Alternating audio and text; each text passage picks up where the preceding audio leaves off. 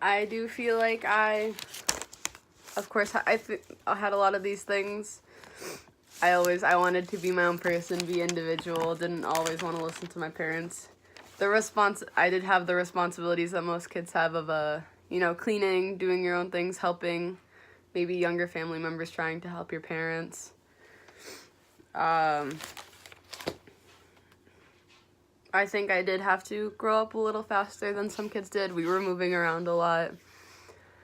I'm glad. Not glad, but I'm okay with my childhood and what it taught me. I think I learned a lot, and I think it helped mature me faster.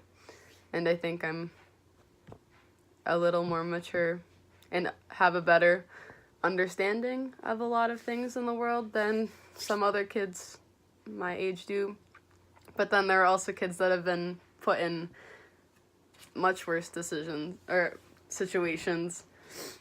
And I feel like the things I explained were things, the definition were things that most kids have, but then there are also kids that are, depending on the part of the world, have a completely different childhood and are just, put into work or aren't really taught like empathy, or they're not like pushed into like creativity or social skills or helping others.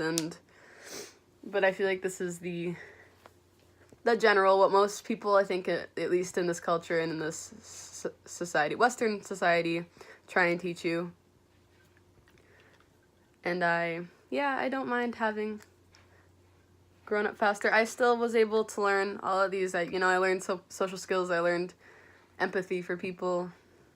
I was not blissfully naive for so long, but looking back on it, when I thought my dad was like the greatest person in the world, and I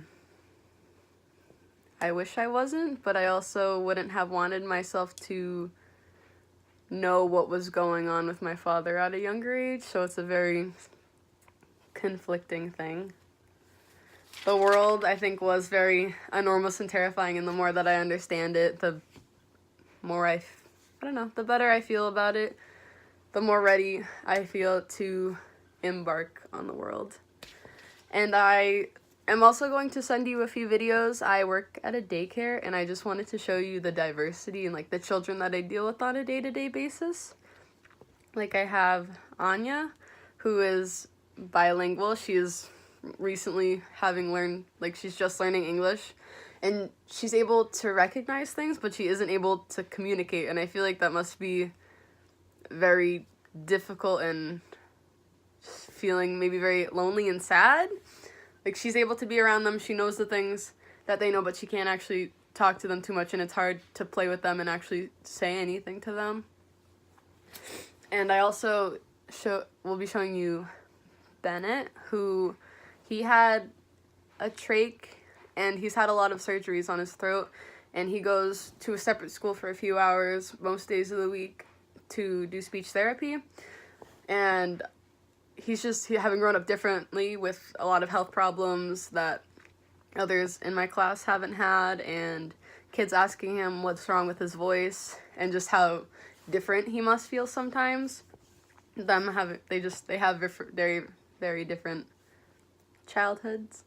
Anya grew up in a very different culture, and I'm not quite sure how it has differentiated from the other kids in our classroom, but now she's being brought in and being taught the same values and the same things as them, which we do our best to, of course, show them right from wrong and communication, being their own self-sufficient person, and being proud to help others without asking.